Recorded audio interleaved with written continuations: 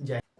चलिए हम समझते हैं पारिस्थितिक तंत्र के बारे में। आखिर पारिस्थितिक तंत्र होता क्या है? देखिए, हमारे आसपास में बहुत अनेकों प्रकार के जीव जंतु दिखते हैं। उनमें क्या करते हैं, कहीं ना कहीं वो सभी पर्यावरण जो होता है उसको संतुलन बनाने का कार्य करते हैं, जिससे हम क्या बोलेंगे, पारिस्थितिकीय बोलेंगे। एक वैज्ञानिक है पीके टांसले, जिन्होंने क्या किया भैया, 1935 में जो पारिस्थितिकीय है उसको इकोलॉजी बोला। क्या बोला? इकोलॉजी। अब इकोलॉजी का मतलब क्या होता है? देखिए, इको माने क्या होता है, घर, और लॉजी का मतलब क्या होता है, व्यवस्था, यानी कि घर में रहने की व्यवस्था है।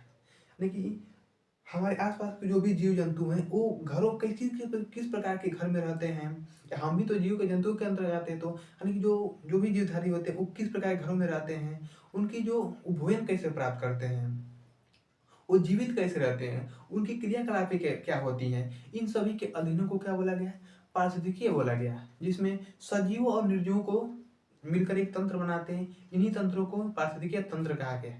ठीक है, हम बात करेंगे जो पारिस्थितिकीय तंत्र है, इसके दो टाइप्स होते हैं। एक होता है आपका क्या होता है, एक होता है प्राकृतिक पारिस्थितिक तंत्र, और एक दूसरा होता है क्या, अप्राकृतिक पारिस्थितिक तंत्र। प्राकृतिक मतलब क्या बोलते हैं, नेचुरल इकोसिस्टम, और इसको आर्टिफिशियल इकोसिस्टम बोल सकते हैं। अब है नेचुरल में क्या होता है, जो जिसको ऐसे पारिस्थितिक तंत्र जिसको प्रकृति स्वयं बनाती है। ठीक है, जो प्रकृति स्वयं बनाएगी उसको क्या बोलेंगे हम लोग, प्राकृतिक पारिस्थितिक तंत्र बोलेंगे। जैसे नदियां हो गई, पेड़ पौधे हो गए, मरुस्थल हो गया, पठार हो गए, इन सभी को तो प्रकृति स्वयं बनाती है ना, तो उसको क्या बोलेंगे हम लोग, पारिस्थितिकी तंत्र बोला जाता है। जबकि अप्राकृतिक में क्या होता है, यानी कि इसको हम कृत्रिम भी बोल सकते हैं, कि इसमें प्रकृति नहीं बनाती बल्कि इसमें कौन बनाता है, तो मानव बनाता है। तो भैया मानव तो जैसे हम मान सकते हैं कि क्या करना, खेतों का निर्माण करना, तो खेत तो प्रकृति बनाएगी नहीं ना, खेत नहीं ना बनाएगी प्रकृति। और हो सकता है क्या, नहरों का निर्माण करना, तो प्रकृति भी नहर नहीं बना सकती है, प्रकृति नदियां बना सकती है, समुद्र बना सकती है, लेकिन नहर नहीं बनाएगी। ठीक है, क्योंकि वो ये अपने आप बने हुए, समुद्र नदियां सभी क्या अपने आप डेवलप हुए हैं, उनको तो कोई काटा नहीं गया ना। लेकिन जो नहर है तो उसको पत्ते पत्ते काट कर बनाया जाता है। ठीक है, तो एक सब मानव बनाता है, कौन, नहरों को। नए प्लांट्स को, पौधों को लगा देगा, इसमें नए नए फल निकलेंगे, तो सभी अफवाह सब तो वो भी इसमें भी आता है। लेकिन समझिए, देखिए हम क्या करना चाहते हैं। मान लीजिए जो प्रकृति वाली है वो पेड़ पौधे वो भी उगाते हैं, लेकिन उसका जो फल छोटे छोटे हैं। ठीक है, तो अब मानव के मन में लालच आ गया। ठीक है, अब इसने कहा ना भैया कि क्यों ना एक जो 1 kg का सेब है उसको 10 kg कर दिया जाए। तो क्या करेगा, उसके डीएनए में चेंज करके उसको नया, उसको 10 kg में कर देगा। ठीक है, तो कहीं ना कहीं क्या कर दिया, ये प्रकृति को इसने स्वयं बना दिया ना, पर इसमें प्रकृति का तो काम लगा नहीं ना, इसने स्वयं उसको डीएनए को चेंज किया और उसको बना दिया। तो ये क्या हो जाएंगे आपके, कृत्रिम पारिस्थितिक तंत्र हो जाएगा। अब हम बात करेंगे जो पारिस्थितिक तंत्र के घटकों के बारे में। आखिर इसके कितने घटक होते हैं, तो इसके दो घटक होते हैं। कौन कौन से भैया, एक होता है आपका बायोटिक कंपोनेंट, और एक होता है, दूसरा होता है, सॉरी, हाँ, बायोटिक कंपोनेंट्स, जिसको हिंदी में क्या बोलते हैं, जैविक घटक बोलते हैं, और दूसरे को क्या बोलते हैं, अजैविक घटक, या इसको अबायोटिक कंपोनेंट्स बोला जाता है। ठीक है, अब जैविक घटक क्या होता है, भैया जैविक घटक क्या होता है, देखिए, जिसमें जीव जंतु, पेड़ पौधों सभी को सम्मिलित किया जाता है, यानी सजीव वस्तुएं। ठीक है, अब हम जानेंगे कि जो जैविक घटक होता है इसके कितने टाइप्स होते हैं। तो जैविक घटक के 3 टाइप्स होते हैं।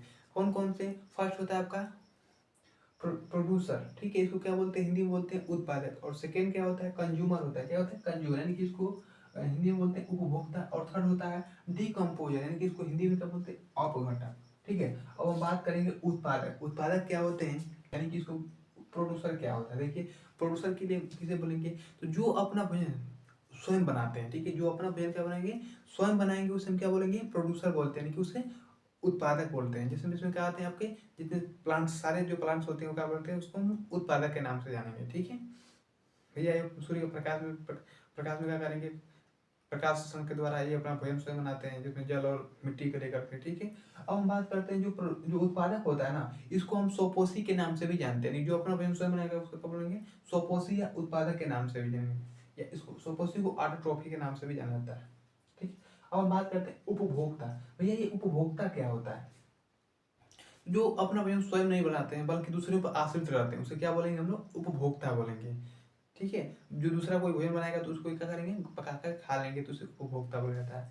जो उपभोक्ता होता है इसको इंग्लिश में क्या बोला जाता है, कंज्यूमर, पता ही होगा। ठीक है, उपभोक्ता को विषम विषम पोषी के नाम से भी जाना जाता है। ठीक है, माने जो दूसरों पर आश्रित होते हैं उसे क्या बोलेंगे, विषम पोषी या उपभोक्ता। जो उपभोक्ता उसके 3 टाइप्स होते हैं। एक होता है प्रथम उपभोक्ता, या इसको हम प्राइमरी कंज्यूमर के नाम से भी जानते हैं। थोड़ा सा इसको एग्जाम्पल समझ सकते हैं कि प्रोड्यूसर और कंज्यूमर को। जैसे हमें सपोज करिए कि भारत ने अभी रसिया से एक जहाज लिया है, युद्धपोत वाली एक जहाज को बाई किया, अभी खरीदा है, ठीक है।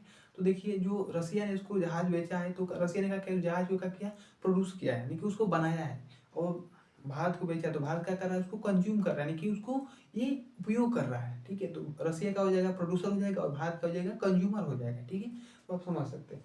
देखिए प्रथम उपभोक्ता में क्या आते हैं, ये सभी शाकाहारी जीव जंतु आते हैं जो पेड़ पौधों को खाते हैं, उसे क्या बोलेंगे हम लोग, प्रथम उपभोक्ता, यानी प्राइमरी कंज्यूमर बोलते हैं, ठीक है। इसमें से क्या आते हैं, सारे शाकाहारी जीव, क्या बोलते हैं, शाकाहारी, ठीक है। जितने शाकाहारी जीव होते हैं वो सभी किसमें आते हैं, प्रथम उपभोक्ता यानी प्राइमरी कंज्यूमर में। जिसमें अब क्या आ जाएंगे, आपके आ जाएंगे बकरी हो जाएगी, खरगोश हो जाएगा, हिरण हो जाएगा, हाथी हो जाएंगी, टिड्डा हो जाएंगी, ये सभी क्या इसमें आएंगी, इसमें आपके प्राइमरी कंज्यूमर में आएंगी। जो टिड्डी, जानते हैं टिड्डियाँ जो होती हैं जब चलती हैं तो ये फसलों को बहुत ज़्यादा नुकसान भी करती हैं। साथ में जब चलती हैं तो अपने साथ ये जो पेड़ पौधों को ही खाती है छोटे छोटे, तो ये अपने साथ इवन लाखों की संख्या में चलती है। और जब जिधर चलती है ना, तो जानते हैं वहाँ उधर पूरा का हो जाएगा, अंधेरा छा जाता है, और जिस खेतों में चली गई ना, तो समझिए कि भैया पूरा फसल का हो जाएगा, वो चट कर जाएंगी, ठीक।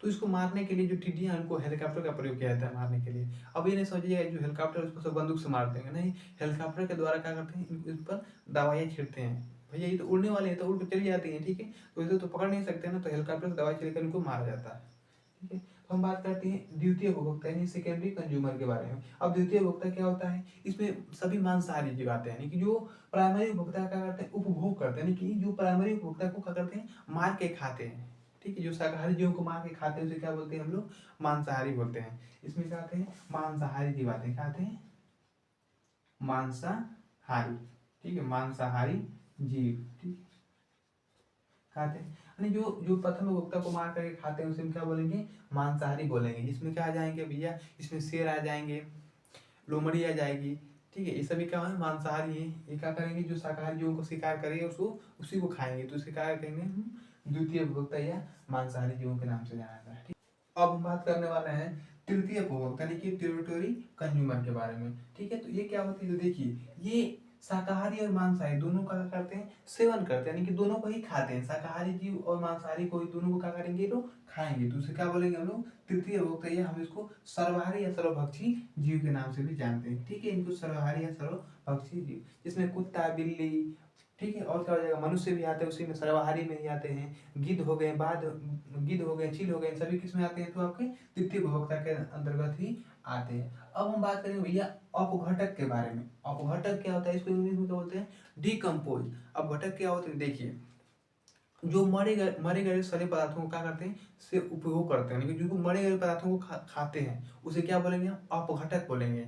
जिसमें छोटे छोटे जीव आते हैं, जीवाणु विषाणु जो होते हैं, बैक्टीरिया होती है, ये सभी क्या करते हैं, ये छोटे सड़े हुए पदार्थों को खा करके खत्म करते हैं। जिससे क्या करते हैं, जो प्रकृति संतुलन को बनाए रखने में बहुत ज़्यादा मदद करते हैं, ठीक है। इसमें क्या होता है, देखिए इसको हम माइक्रो कंज्यूमर, छोटे जीवों को माइक्रो कंज्यूमर के नाम से भी जाना जाता है, या इनको मृत जीवी के नाम से भी जाना जाता है, ठीक है। इसमें आपने देखा होगा जो गांव देहात में जो पुआल होती है फेंका जाता है, तो वहाँ पर क्या होते हैं, आपको कुकुर मत्ती दिख जाते होंगे, या आप कोई रोटी को फेंक देते हैं तो वहाँ पर देखिएगा कि उस पर क्या आ जाएंगे, ऊपरी परत चढ़ जाती है, जिसमें क्या होता है, छोटे छोटे बैक्टीरिया को खा करके उसको सफेद बना देते हैं, ठीक है। तो कहीं ना कहीं ये छोटे छोटे जीव क्या करते हैं, उस कार्बनिक पदार्थों को अकार्बनिक में चेंज कर देते हैं, जिससे प्रकृति का संतुलन बना रहता है, ठीक है। हम जानते हैं अजैविक घटक के बारे में, ठीक है।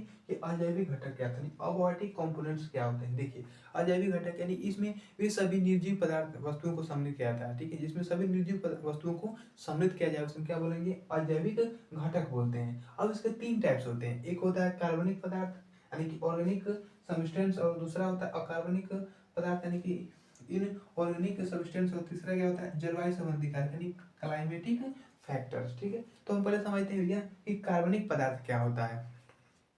इसमें सभी मृत मृत जो पौधे होते हैं, जो जंतु होते हैं, इनको समृद्ध किया जाता है। जिनसे क्या क्या मिलता है भैया, जिनसे प्रोटीन मिलता है, कार्बोहाइड्रेट मिलता है, वसा मिलता है, ठीक है, ये सभी का उनसे प्राप्त होता रहता है, जिससे क्या होता है जो पाचन तंत्र का संतुलन बनाता है, जिसमें जो जीवाणु होते हैं, जीवाणु और विषाणु मिलकर जो कार्बनिक पदार्थों को क्या करते हैं, खा करके अकार्बनिक में चेंज करते हैं, जिससे क्या होता है जो पर्यावरण का संतुलन बना रहता है। अब हम बात करते हैं अकार्बनिक पदार्थों के बारे में, यानी कि इन ऑर्गेनिक सब्सटेंस के बारे में। अकार्बनिक क्या होते हैं, तो इसमें सभी स्वपोषियों को रखा गया है, स्वपोषी घटक होते हैं उनको रखा गया है, रहता है, जो वातावरण से क्या करते हैं, जो पेड़ पौधे हैं वो वातावरण से क्या करते हैं, प्राप्त जो भी चीज़ें होती है प्राप्त करते हैं, जिसमें जो कैल्शियम हो गया, कैल्शियम, फास्फोरस, पोटास, ठीक है, ऑक्सीजन हो गया, CO2 हो गया, कार्बन डाइऑक्साइड हो गया, ये सभी क्या करते हैं वातावरण से ये लोग प्राप्त करते हैं, तो इनको इसमें रखा गया है, ठीक है। अब तीसरा होता है जलवायु संबंधी कारक, यानी क्लाइमेटिक फैक्टर्स। तो भैया इसमें क्या आ जाएंगे, आपके जलवायु संबंधी रिलेटेड आ जाएंगे, इसमें तापमान हो जाएगा,